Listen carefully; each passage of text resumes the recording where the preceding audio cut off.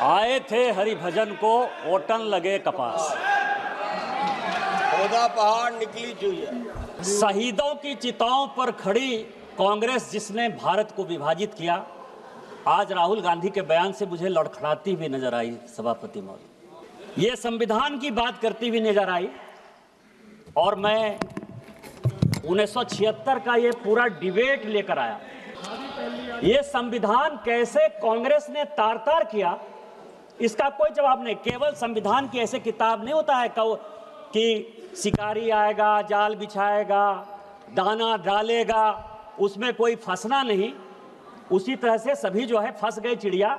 ये संविधान का किताब जो है राहुल गांधी और उनकी पार्टी के लिए केवल एक उसी प्रकार की कहावत है। सभापति महोदय, आप ये समझें, ये 76 में स्वर्ण सिंह की कमेटी बनी 1975 में, उन्होंने सारे इंस्टीट्यूशन को खत्म कर दिया।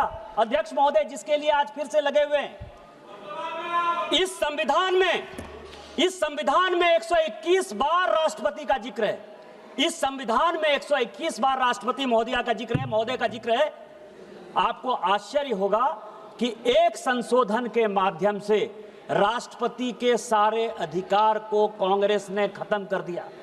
राष्ट्रपति रबर स्टांप हो गया। राष्ट्रपति जो कैबिनेट कह कर देगी उस पर मोहर मारना उसका अंतिम लक्ष्य हो गया। राष्ट्रपति का इंस्टीट्यूशन खत्म हो गया। इंदिरा गांधी ने इसी वोट चोरी करके जब रायबरेली का चुनाव जीता और जब फैसला हुआ कोर्ट का, तो ऐसा सिचुएशन इस व्यक्ति ने पैदा किया, इस पार्टी ने पैदा किया कि आपको आश्चर्य होगा कि 3 जज को बाईपास करके एक ऐसे चीफ जस्टिस को बना दिया जो 8.5 साल तक इसका मुख्य न्यायाधीश रहा। प्रेस की पूरी स्वतंत्रता खत्म हो गई। इंडियन एक्सप्रेस के एडिटर रामनाथ गोयनका से लेकर सारे लोग जो कुछ कहते थे, और यह केवल इस संविधान संशोधन में हुआ। आज वो इंस्टीट्यूशन की बात करते थे, यूपीएससी जैसी संस्था, और ये पूरे सदन को जानने वाली बात है, यूपीएससी जैसी संस्था जो आईएएस और आईपीएस और ऑल इंडिया सर्विसेज को पैदा करती है। कांग्रेस का एक कार्यकर्ता बटुक सिंह 10 साल तक यूपीएससी का चेयरमैन रहा। ये यूपीएससी की हालत कर दी इन्होंने। ये चुनाव आयोग की बात करते हैं। इस देश का पहला चुनाव कमिश्नर सुकुमार सेन, जब वो रिटायर होते हैं तो उसको सूडान का ये राज्यपाल बना देते हैं। वीएस रमा देवी जब रिटायर होती है उसको हिमाचल का गवर्नर बना देते हैं। टीएन शेषन जब रिटायर होते हैं तो उसको अहमदाबाद में भारतीय जनता पार्टी के खिलाफ कैंडिडेट बना देते हैं। और एमएस गिल जब रिटायर होते हैं तो वो इस केंद्र के मंत्री 10 साल तक इसी सदन में रहते हैं। किस चुनाव आयोग की बात करते हो? किस ईमानदारी की बात करते हो? किस पारदर्शिता की बात करते हो? कौन सी कांग्रेस की बात करते हो? सीबीआई की बात कर रहे थे। अश्वनी कुमार जो सोनिया गांधी जी और राहुल गांधी का सिक्योरिटी अफसर था, वो सीबीआई का डायरेक्टर बनाया जाता है। रंजीत सिन्हा जो कांग्रेस के अहमद पटेल के यहां रोज बैठता था और जिसकी डायरी पकड़ाई कि उसने कांग्रेस के कितने नेता कब कहां गए, उसको सीबीआई का डायरेक्टर बना देता। कौन सी बात कर रहे हो यार? सीबीआई का यही हाल, आईबी का यही हाल। एमके नारायण को जो है ढोते रहे, कभी गवर्नर बना दिए, केवल कभी नेशनल सिक्योरिटी एडवाइजर बना दिए। किस तरह की बात करते हो? हाँ, हम आरएसएस के हैं, मुझे गर्व है कि हम आरएसएस के हैं। और आरएसएस के इसीलिए हैं कि ऋण है शहीदों का मगर कैसे चुकाएंगे। ऋण है शहीदों का मगर कैसे चुकाएंगे। लहू की जब तक बूंद है तब तक तिरंगा लहराएंगे। यही आरएसएस का मापदंड है और यही हमारा विषय है। अध्यक्ष महोदय, वोट चोरी और एसआईआर, ये पूरा डॉक्यूमेंट जो है राहुल गांधी के लिए ही लेके आया। अध्यक्ष महोदय, ये 1980 का कांग्रेस का ये क्या करना चाहते हैं, ये देश को जानने वाला विषय है सर। और मैं सबसे पहले ये बताऊंगा, ये 1980 का जवाब है पी शिवशंकर का, कांग्रेस के मंत्री थे। इंद्रजीत गुप्ता जो है उन्होंने प्रश्न पूछा और ये कॉन्स्टिट्यूएंसी वाइज बिहार का ही चुनाव, चूंकि अभी डॉक्टर संजय जायसवाल बोल रहे थे, बिहार के काफी लोग बोले कि एसआईआर के बाद हम बड़े बहुमत से जीत कर आए हैं। आपको आश्चर्य होगा सर कि 324 की विधानसभा थी, 324 की, पूरे लिस्ट के साथ है, मैंने नहीं दिया, वो पी शिवशंकर ने इस फ्लोर पर दिया है। 81 विधानसभा में दोबारा पोल करना पड़ा, काउंटर मांड हुआ था। और इस 81 विधानसभा में यदि आप कहेंगे तो उसका नाम पढ़ दूंगा सर। विश्रामपुर में 50 जगह जो है बैलेट बॉक्स छीन लिए गए रास्ते में आते हुए। पांकी में बूथ नंबर 28 पर जो है सारे छीन लिए गए। रफीगंज में, नोखा में, भभुआ में, दिनारा में, काराकरी में, मसरख में, बख्तियारपुर में, बाढ़ में 81 जगह पर चुनाव काउंटर मांड हुआ था सर। इसी बैलेट पेपर के कारण schedule caste, schedule tribe, OBC को वोट नहीं देने दिया जा रहा था सर। आज क्या फिर से वही वापस आना चाहते हैं? सभापति महोदय, ये सभी लोगों ने कांग्रेस से लेकर डीएमके, डीएमके से लेकर टीएमसी तक वाईएसआरसीपी ने जो है ईवीएम की बात की। ये ईवीएम की पूरी हिस्ट्री लेकर आओ सर, पूरी हिस्ट्री है। हिस्ट्री किसने? ये ईवीएम कौन लेकर आया? ये ईवीएम कांग्रेस लेकर आई सर। पहली बार ईवीएम, आपकी जानकारी के लिए, 1987 में पायलट प्रोजेक्ट के नाते राजीव गांधी जी लेकर आए। ये ईवीएम की पूरी हिस्ट्री है। और 91 में जब नरसिम्हा राव की सरकार आई तो उन्होंने तय किया कि ईवीएम आएगा। और ईवीएम आएगा, ऐसे नहीं आएगा सर। ये सारी रिपोर्ट है सर। ये रिपोर्ट है 1961 के सेलेक्ट कमेटी की, और ये रिपोर्ट है 1971 की सेलेक्ट कमेटी की। ये पूरे पार्लियामेंट को जानने वाली बात है। दोनों रिपोर्ट के अध्यक्ष जगन्नाथ राव कांग्रेसी थे। और जो 1971 की रिपोर्ट बनी उसमें एचआर गोखले जो कांग्रेस के लॉ मिनिस्टर थे। और दोनों रिपोर्ट में क्या कहा? दोनों रिपोर्ट में यह कहा कि एसआईआर की आवश्यकता है। स्पेशल इंटेंसिव रिवीजन होना इलेक्टोरल फॉर्म्स का सबसे बड़ा विषय है। 1961 में भी यही कहा, 1971 में भी यही कहा। और दूसरी बात कही 1961 में कि चुनाव इलेक्ट्रॉनिक वोटिंग मशीन से होनी चाहिए, क्योंकि राजस्थान के तत्कालीन, जिस राज्य से आप आते हैं सर, राजस्थान के तत्कालीन मुख्यमंत्री मोहनलाल सुखाड़िया का भी चुनाव अवैध इसी आधार पर हुआ था कि पूरे के पूरे बूथ लूट लिए गए। इतना ही नहीं हुआ था सर, इतना ही नहीं किया इन लोगों ने। यदि चौटाला की बात करें तो पूरा का पूरा मेहम का चुनाव काउंटर मांड हो गया था। पटना का चुनाव पूरा आरजेडी ने लूट लिया था। इंद्र कुमार गुजराल प्रधानमंत्री के तौर पर वहां चुनाव लड़ने के लिए गए थे, पूरा का पूरा उन्होंने लूट लिया था। और इस कारण से कहा गया कि ईवीएम की आवश्यकता है, नहीं ईवीएम होगा तो ये चुनाव पूरे रिगिंग हो गए। दूसरा, अटल बिहारी वाजपेयी जी इस कमेटी के मेंबर थे और एलके आडवाणी मेंबर थे। उन्होंने कहा कि बूथ वाइज काउंटिंग करो, क्योंकि आप लोग जब चुनाव के रोल को घुमाते हो तो उसमें बूथ से पता नहीं चलता है। तो क्या तर्क दिए गए आपको पता है सर? यह तर्क यह दिया गया कि बूथ वाइज यदि काउंटिंग करने लगेंगे तो जितने ये गुंडे बदमाश मवाली हैं वो वोटरों को मारेंगे। इसीलिए आपको ध्यान हो, उस वक्त काउंटिंग वो होती थी जिसमें कि सभी बूथों को मिला दिया जाता था और जिसमें इनको रिगिंग करने की सबसे बड़ी सुविधा होती। सर अध्यक्ष महोदय, मैं आपको बताऊं कि इतिहास के पन्नों को तोड़ना मरोड़ना यदि कोई सीखे तो उसको कांग्रेस से सीख जरूर लेनी चाहिए सर। यदि किसी को इतिहास के पन्नों को तोड़ना और मरोड़ना है तो उसको कांग्रेस से सीख लेनी चाहिए। आज कांग्रेस के वक्ता ने बड़ा भाषण देते हुए कहा कि राजीव गांधी जी ने 1988 में इस देश का इलेक्टोरल रिफॉर्म्स का सबसे बड़ा संशोधन किया। और क्या संशोधन किया?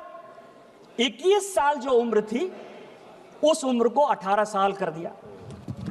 सर यदि कांग्रेसियों में हिम्मत है तो ये 1972 के ज्वाइंट कमेटी की रिपोर्ट, 1972 के ज्वाइंट कमेटी की रिपोर्ट है जिसने कि ये रिकमेंड किया कि 21 साल के बदले 18 साल होना चाहिए। और उसको करने में अटल बिहारी वाजपेयी और लाल कृष्ण आडवाणी का नोट ऑफ डिसेंट, मैं इसको प्लेस कर दूंगा सर। ये हमने किया आपने 16 साल, चूंकि हमको मौका नहीं मिला शासन में आने का, और 2 साल जो हम मौके में थे 77 से लेकर 80 तक, इतनी लड़ाई हो गई कि हम इंप्लीमेंट नहीं कर पाए। आप उसको 16 साल बाद इंप्लीमेंट कर पाए। आज उसके लिए आप कहते हो कि हमने ले लिया, हमने ले लिया, हमने ले लिया, हमने काम कर लिया। आज एसआईआर की जो बात हो रही है और जो महाराष्ट्र और इसकी बात हो रही, सर मैं बिहार का और महाराष्ट्र का रिजल्ट लेकर आया हूं सर। एसआईआर कहां हुआ, वोट कहां बढ़े, कहां घटे, और किस पार्टी को कौन सी सीटें मिली। बिहार का सर कॉन्स्टिट्यूएंसी का नाम है वाल्मीकि नगर, डॉक्टर संजय जायसवाल बैठे हुए हैं, उनके बगल की कॉन्स्टिट्यूएंसी है। वोट का डिलीशन हुआ 2311, वहां से 1675 वोट से जो बलेरो में बैठने लायक जितनी सीटें मिली, 6 सीट जो कांग्रेस को मिली, उसमें से 1675 वोट से कांग्रेस जीती। दूसरा सीट है चनपटिया, एसआईआर से डिलीशन हुआ 1033, इंडियन नेशनल कांग्रेस 602 वोट से जीती। तीसरा सीट है ढाका, एसआईआर का डिलीशन हुआ 457, 178 सीट से वोट से आरजेडी जीती, और उसमें 298 लोग ऐसे हैं सभापति महोदय, आपकी अध्यक्ष महोदय, आपकी जानकारी के लिए, जो विदेश में बैठे हुए हैं, दुबई में और कुवैत में, और उन्होंने यहां वोट डाल दिया।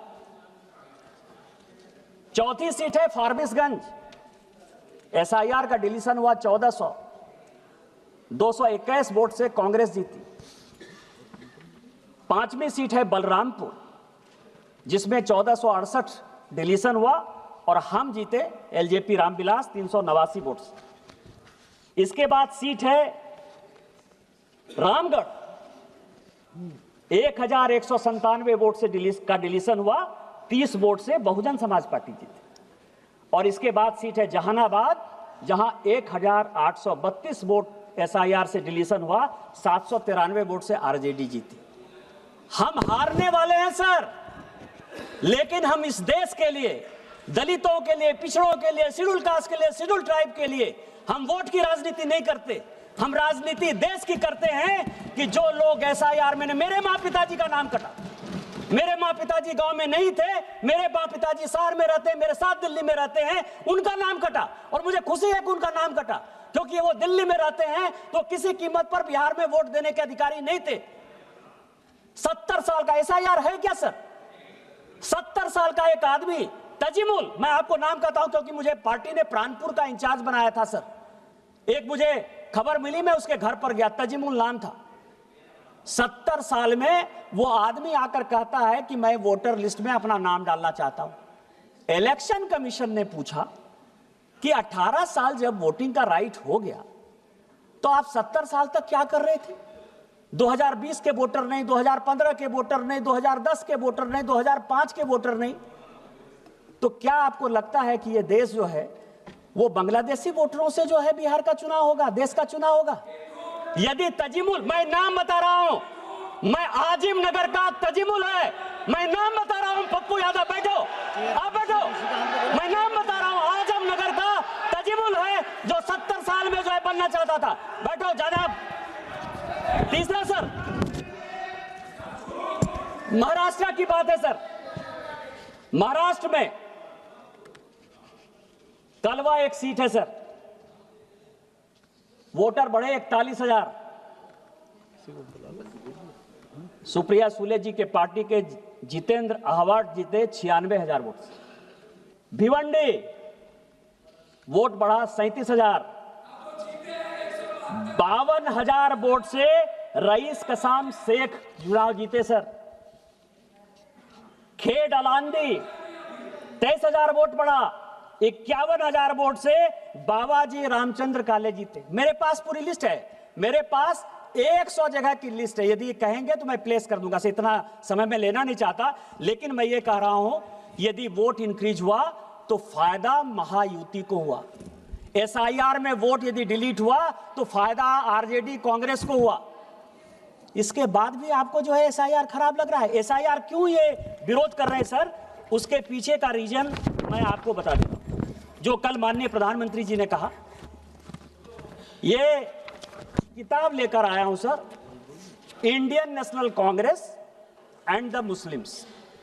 1905 में 6 में जब मुस्लिम लीग बनी, 1905 में जब बिहार बंगाल का विभाजन हुआ और जब मुस्लिम लीग बनी सर, तो कांग्रेस ने समय समय पर, वैसे सोनिया गांधी जी सारा चिट्ठी लेकर चली गई हैं सर, लेकिन इस राइटर ने 2010 में सोनिया गांधी से परमिशन लेके कई एक लेटर जवाहरलाल नेहरू के, फजलुर रहमान के साथ, कई एक लेटर जवाहरलाल नेहरू के जिन्ना के साथ वो उन्होंने दिए। क्या क्या कारण था सर? भारत के विभाजन का कारण 1930 में जब स्टार्ट हुआ, 1928 में जब स्टार्ट हुआ, तो कांग्रेस ने किस तरह से मुस्लिम परस्त वोट की राजनीति के लिए कॉम्प्रोमाइज किया, इसका यह पूरा हिसाब किताब इसमें है सर। और इसी में इलेक्टोरल रिफॉर्म्स और SIR है सर। मुस्लिम लीग कह रही है कि लोकसभा और विधानसभा में, पप्पू यादव जी आप बैठे बैठे मत बोलिए, जब आपका नंबर आएगा स्पीकर सर, कि लोकसभा और विधानसभा की अलग सीट हमको दो, नहीं तो हम जो है भारत का विभाजन कर देंगे। गोलमेज सम्मेलन में फैसला नहीं हुआ, 37 का चुनाव आ गया और 37 के चुनाव में एक दूसरे के साथ कैसे फ्रेंडली फाइट होना है मैं आपको बताऊं। मैं किताब रख दूंगा सर कि जिन्ना ने यदि कांग्रेस के खिलाफ बयान दिया तो नेहरू जी उसको चिट्ठी लिखते हैं कि तुम जो है मेरे खिलाफ क्यों बयान दे रहे हो, और यदि नेहरू जी ने जिन्ना के खिलाफ बयान दे दिया तो नेहरू जी तो Jinnah nothing will go on record except Nishikant Dubey ji what he saying, nothing will go on record. आप ये समझे सर कि इसी तरह का सिचुएशन जो 1906 से लेकर 1947 तक भारत के विभाजन की रूपरेखा जिस तरह से रखी गई, उसी तरह इलेक्शन कमीशन के खिलाफ जाकर, SIR के खिलाफ जाकर पूरी की पूरी कांग्रेस पार्टी उसी तह पर जाना चाहती है। यह है सर, आप SIR के तह तक आइए। अभी बंगाल का चुनाव हो रहा है सर, और बंगाल के चुनाव में मैं कुछ चीजें जनता के जानकारी के लिए आपके माध्यम से, सदन के माध्यम से डालना चाहता हूं सर, कि 2011 में टोटल पॉपुलेशन बंगाल का 9 करोड़ 13 लाख है, और उसमें 6 करोड़ 44 लाख हिंदू हैं और लगभग 3 करोड़ मुस्लिम हैं और लगभग 6.5 लाख क्रिश्चियन। अब आप समझें कि कुछ ऐसे जिले हैं सर, वो जिले हैं दार्जिलिंग, बांकुड़ा, पुरुलिया, दिनाजपुर, मालदा, मुर्शिदाबाद, बीरभूम, जिन लोगों ने 24 परगना, जिनकी आबादी 1951 से मैं तुलना करना चाहता हूं सर, और आज जो है 2011, क्योंकि अभी अंतिम जनगणना यही हुई है, और यह सबको जानने की आवश्यकता है। इसीलिए जानने की आवश्यकता है SIR की क्यों आवश्यकता है कि मैं जिस संथाल परगना से हूं सर, मैं जिस संथाल परगना से MP हूं, 1951 में हम सभी schedule caste, schedule tribe, OBC सब की बात करते हैं। हम ऐसे दुर्भाग्यपूर्ण राज्य से आते हैं, झारखंड से, जहां की पूरे देश भर में डिलिमिटेशन हो गया, हमारे यहां झारखंड में आज भी डिलिमिटेशन नहीं हुआ। और अभी जो 2026-27 में डिलिमिटेशन होगा, मैं सोचता हूं कि शायद वहां भी डिलिमिटेशन नहीं होगा। उसका कारण यह है सर कि 1951 में हमारे यहां आदिवासियों का पॉपुलेशन 45% था। आज जब 2011 की जनगणना हुई तो आदिवासियों का पॉपुलेशन केवल और केवल 27-28% है, केवल 27-28%। और इसीलिए जब 2008 में डिलिमिटेशन होने लगा तो लोकसभा की 1 सीट और विधानसभा की 3 आदिवासी की सीट खत्म होने लगी। सभी पॉलिटिकल पार्टी ने यह फैसला किया कि आदिवासियों का सीट कम नहीं होना चाहिए, और इस कारण से हमारे यहां डिलिमिटेशन नहीं हुआ। आज जब जनगणना होगी सर, तो हमारे यहां मुश्किल से 20 से 22% आदिवासी होंगे। जिस मुसलमान की आबादी 9% थी, आज उस मुसलमान की आबादी 2011 में 24% है। पूरे देश भर में मुसलमान 4% बढ़े हैं, पूरे देश भर में मुसलमान 4% बढ़े हैं। हमारे यहां रोजगार का एक साधन नहीं है, लोग विस्थापन और पलायन के शिकार हैं। इसके बावजूद भी 15% मुसलमान कौन हैं? वो सभी बांग्लादेशी घुसपैठिए हैं, जिसके आधार पर कांग्रेस, JMM, टीएमसी चुनाव जीतती है और इसी कारण से वो एसआईआर का विरोध करती है। आप इसको देखिए सर, मैं आपको बताऊं 24 परगना में 1941 में मुस्लिम वोट जो है वो 32% था। जब भारत स्वतंत्र हुआ और जब बांग्लादेश बन गया तो 24 परगना में मुस्लिम का आबादी 1951 में केवल 23% था और आज 2011 की जनगणना के हिसाब से ये फिर से 33% है। फिर से 33% है। पूरे देश भर में मुसलमान इन दिनों में 4% बढ़े हैं। 24 परगना में 13%, 14% कैसे बढ़े, इसका जवाब कौन देगा? कोलकाता सर, कोलकाता में ये 2011 की बात कर रहे हैं हम। I am not talking about 2025। उस वक्त हमारा होम मिनिस्टर नहीं था, कांग्रेस का था। आपने उसको बचाया है, आपने सीपीएम ने और कांग्रेस ने मिलकर मुसलमान को लाया है, इसीलिए एसआईआर का विरोध कर रहे हैं, इसीलिए ईवीएम का विरोध कर रहे हैं आप। कोलकाता 1941 में 24% था। जब भारत स्वतंत्र हुआ तो 12% रह गए सर, केवल 12%। ये आपको भी देखने की बात है काकोली जी, 5 साल के बाद आपका बच्चा नहीं जीत कर आएगा, मुसलमान जीत कर आएगा जो बांग्लादेशी होगा। एक मिनट निशिकांत जी, ये जो अपनी फिगर, हर मेंबर को अपनी फिगर देंगे, अगर कोई चुनौती देता है तो उसके लिए मैं कहूंगा ये अपना कॉन्फिगरेट कर देंगे, तो ऐसा नहीं है। आप बैठिए, आपको आर्टिकुलेट कर देंगे, आर्टिकुलेट कर देंगे। 12% था सर। आज 2011 की जनगणना के हिसाब से, 2011 की जनगणना के हिसाब से स्पीकर सर वो 22% है। 10% मुसलमान कोलकाता में बढ़े हैं सर। मालदा और मुर्शिदाबाद, मालदा में मुस्लिम 28% था। जब भारत स्वतंत्र हुआ तो 22% पर आ गया। आज मालदा में 46% है, मुर्शिदाबाद में 46% है। आप और इसीलिए लालजी जी आप बैठ जाएं।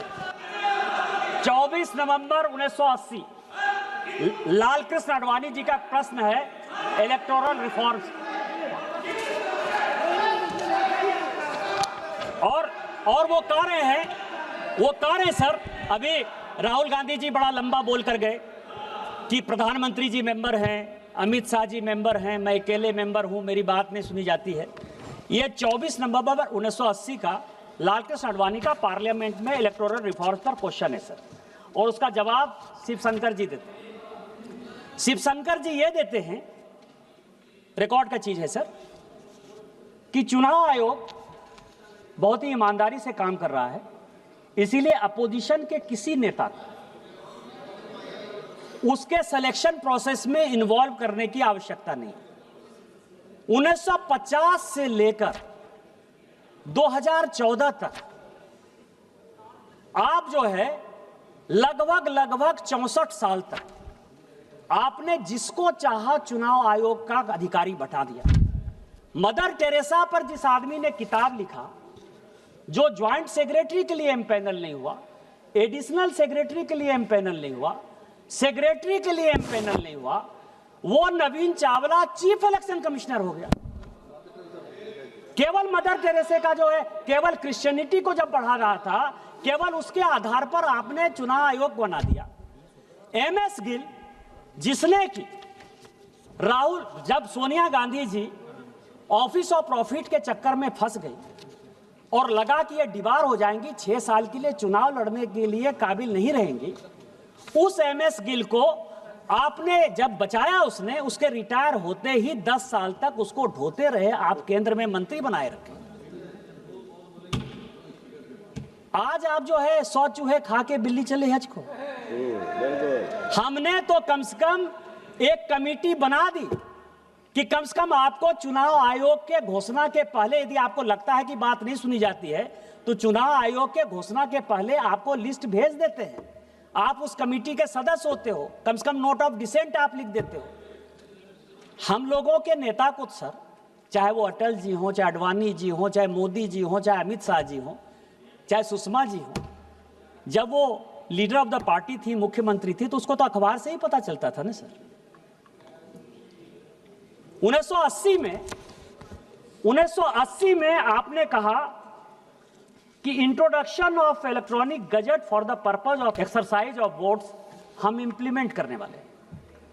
1980 से आप जिन चीजों को पूरे देश को घुट्टी पिलाते रहे, हमारे जैसे लोगों को मूर्ख बनाते रहे, बैलेट से जो है आप लूट लूट कर जो है हमारे वोटर को तंग करके यहां आते रहे और कहते रहे बार बार कि हम इलेक्ट्रॉनिक गैजेट से चुनाव लड़ेंगे, आज उसी ईवीएम के खिलाफ आप मुझे बताने की कोशिश कर रहे हो। इसके अलावा जो जो जो स्थिति है सर, ये तारकुंडे कमेटी आपने बनाई, आपने कहा कि इलेक्टोरल बॉन्ड, ये तारकुंडे कमेटी और ये गोस्वामी कमेटी की 2 रिपोर्ट लेकर आया, कहा कि स्टेट की फंडिंग यदि नहीं हो पा रही है तो एक ऐसा कॉर्पस बनाना चाहिए लाइक इलेक्टोरल बॉन्ड जिसके आधार पर चुनाव की ट्रांसपेरेंसी हो। यह रिपोर्ट है सर। और दिनेश गोस्वामी साहब, आपको पता है कि केंद्र में मंत्री थे। जिस रिपोर्ट का जिक्र किया मैंने सर, पहली बार ऐसा हुआ ज्वाइंट पार्लियामेंट्री कमेटी में कि एक मेंबर ऑफ पार्लियामेंट के अंडर में कानून मंत्री HR गोखले उस ज्वाइंट कमेटी का मेंबर था सर। आपने उन सभी जगह जो है कमिट किया कि हम इलेक्टोरल बॉन्ड्स बनाएंगे। आज इलेक्टोरल बॉन्ड्स यदि आया, बीजेपी के पास आया तो कांग्रेस के पास भी आया, डीएमके के पास भी आया। डीएमके के तो पूरे जो किंग है सर, किंग मार्टिन, जो एकदम पूरा प्ले के गेम के किंग है, उन्होंने ही पूरा का पूरा पैसा दिया, टीएमसी को पैसा दिया। आप जो है इन सारे चीजों के बाद आप मुझे जो है उंगली दिखाने की कोशिश कर रहे हो। इस चुनावी प्रक्रिया में यदि किसी एक पॉलिटिकल पार्टी ने कंसिस्टेंट होकर अपने विचारों को स्पष्टता के साथ रखा तो केवल भारतीय जनता पार्टी। इस देश में, और मैं ऑन रिकॉर्ड ये बात कह रहा हूं, इस देश में 3 ही प्राइवेट मेंबर रिजोल्यूशन आज तक पास हुए। सभी सरकारी रिजोल्यूशन, सभी सरकारी बिल पास होते हैं। 3 रिजोल्यूशन पास हुआ है। एक रिजोल्यूशन पास हुआ है लाल कृष्ण आडवाणी का, जिन्होंने कि इलेक्टोरल रिफॉर्म्स पे रिजोल्यूशन पास किया। और आज जो कुछ भी आपको दिखाई दे रहा है, वीवीपैट दिखाई दे रहा है, ट्रांसपेरेंसी दिखाई दे रहा है, सीसीटीवी की बात कर रहे हो, चाहे वो चुनाव में कोई आदमी यदि गड़बड़ी करेगा तो जेल जाने की बात करते हो, 171 को मजबूत करने की बात करते हो, वो सारे के सारे लाल कृष्ण आडवाणी के पास किए हुए कानून हैं इस पार्लियामेंट से। और मैं इसलिए ये बातें कहता हूं कि दूसरा खुशनसीब सांसद मैं हूं जिसने 370 और 35A के खिलाफ जो है इसी पार्लियामेंट में आप ही लोगों से रिजोल्यूशन पास किया, क्योंकि मैं बहुत पुराना आडवाणी जी की तरह पुराना सांसद नहीं हूं। मोदी जी की कृपा के कारण वो पास हो पाया और आज माननीय अमित शाह जी ने 370-35A खत्म करके कम से कम वहां भारत का कानून लागू कर दिया। नहीं तो इलेक्टोरल रिफॉर्म्स में हमारा चुनाव, आपको पता है कि आपने जब संविधान संशोधन किया स्वास्थ्य कमेटी में, तो राज्यसभा की तरह लोकसभा को 6 साल कर दिया। जम्मू कश्मीर में प्रत्येक विधानसभा जो है 5 साल में खत्म हो जाती थी। जम्मू कश्मीर एकमात्र ऐसा राज्य था जिसमें 6 साल की विधानसभा होती थी। 370 और 35A खत्म करके हमने शेड्यूल कास्ट को भी सीट आरक्षित किया, शेड्यूल ट्राइब को सीट आरक्षित किया और 5 साल की विधानसभा की हमने इंटीग्रेट किया। हमने इलेक्टोरल रिफॉर्म्स किया, आपने नहीं किया। उसी तरह से आज सुप्रीम कोर्ट का जो भी जजमेंट आ रहा हो, लेकिन क्या आपको लगता है कि चुनाव में जिस तरह से पैसे की बाढ़ आ रही, क्या आज सारे पॉलिटिकल पार्टी को सोचने की आवश्यकता नहीं थी? खोदा पहाड़ निकली चूहिया वाली हालत हो गई। मैं तो राहुल गांधी जी से बहुत कुछ सुनना चाहता था, समझना चाहता था, जानना चाहता था। आज मैं कसम खा के आया था कि आज मैं केवल नेहरू जी की बड़ाई करूंगा, राजीव गांधी जी की बड़ाई करूंगा, इंदिरा जी की बड़ाई करूंगा, क्योंकि ये सारे कमेटी नेहरू जी ने बनाए थे, इंदिरा जी ने बनाई थी या राजीव गांधी जी ने बनाया था। लेकिन मुझे लगा आप परिवारवाद के बहुत खिलाफ। इलेक्टोरल रिफॉर्म्स में आप ही ने पास किया 1972 का। आपको पता है क्या पास किया? कि राष्ट्रीय अध्यक्ष का चुनाव, प्रदेश अध्यक्ष का चुनाव पूरे ट्रांसपेरेंट तरीके से होगा। आप ही ने, आपने कहा है, हमारे यहां 6 साल का, आप तो उस पार्टी में 20 साल रहे हो कीर्ति आजाद साहब, हमारे यहां अध्यक्ष को 2 टर्म मिलता है और 1 टर्म अध्यक्ष का 3 साल के लिए होता है। इसीलिए नड्डा जी 2020 में बने हैं, उनका टर्म 2026 तक है। आप अपने यहां देखिए कि ममता बनर्जी जी जब से अध्यक्ष बनी है कोई दूसरा अध्यक्ष नहीं बना है। आप डीएमके में देखिए कि करुणानिधि जी के परिवार के बाद कोई अध्यक्ष नहीं बना है। उसके लिए शरद पवार एक्सेप्शन हो सकते हैं कि उनके पार्टी में अध्यक्ष जो है उनके परिवार के लोग नहीं है, मैं उनको मान सकता हूं। लेकिन आप ये देख लीजिए, आप कांग्रेस का देख लीजिए, गांधी परिवार को छोड़कर कोई दूसरा बनता नहीं, और जो बनता है उसकी स्थिति सीताराम केसरी टाइप हो जाती है, उसके धोती खोल दिए जाते हैं। किस ओबीसी की बात करते हो, किस रिफॉर्म्स की बात करते हो, किस कमेटी की बात करते हो? आपकी जो कमेटी है उसी कमेटी के ये हालात हैं, उसी कमिटी के। मैंने क्या कर दिया? ममता बनर्जी जी यदि अध्यक्ष से नहीं हट रही हैं कि आप लोगों का कीर्ति आजाद को अध्यक्ष बन जाना चाहिए। आप पे कोई आरोप नहीं लगाया है। एक मिनट सभापति महोदय, ये जो कांग्रेस है, ये कांग्रेस जिन्ना से लेकर सलमान रश्दी तक, जिन्ना से लेकर सलमान रश्दी तक वोट बैंक के अपीजमेंट में फंसी हुई है। ये फजलुल हक से लेकर साहबानों तक और राजा महमूदाबाद से लेकर बाबरी मस्जिद तक केवल मुस्लिम परस्त राजनीति बनाई हुई है। राजा महमूदाबाद जो कि मुस्लिम लीग के अध्यक्ष हुए, जिन्होंने भारत का विभाजन किया, उनकी पूरी संपत्ति आपको ध्यान हो, जिसको कि नरेंद्र मोदी जी को कानून बनाना पड़ा, जो पाकिस्तान में बैठा है, उसकी पूरी संपत्ति को कांग्रेस ने दे दिया। सर यही कांग्रेस का इतिहास है, बहुत पुरानी बात नहीं है, 2012 की बात है, 2012 की बात है सर। जिस कांग्रेस ने सोमनाथ का विरोध किया, उसी कांग्रेस ने अयोध्या का विरोध किया। आज तक सोनिया गांधी, राहुल गांधी, प्रियंका गांधी कोई अयोध्या का मंदिर दर्शन करने तक नहीं गए सर। सोमनाथ भी कभी नेहरू जी नहीं गए थे, आज नहीं गए। मैं केवल इतना ही अंत में कहूंगा सर, हम भारतवर्ष का हृदय से अमिट सम्मान करते हैं, यहां के चांदनी मिट्टी का गुणगान करते हैं। मुझे चिंता नहीं है स्वर्ग जाने की, मुझे चिंता नहीं है स्वर्ग जाने की या मोक्ष पाने की, तिरंगा के कफन में मेरा बस चले, यही आह्वान करते हैं। हमारा शरीर तिरंगा के कफन में जाए और इस देश को आगे बढ़े, विकसित भारत 2047 बनाए, और सोरोस फाउंडेशन के आदमी जो देश को टुकड़ा करना चाहते हैं, जो इंस्टीट्यूशन को खत्म करना चाहते हैं, राहुल गांधी की राजनीति को परास्त करें। इन्हीं शब्दों के साथ वंदे मातरम। जय हिंद, जय भारत।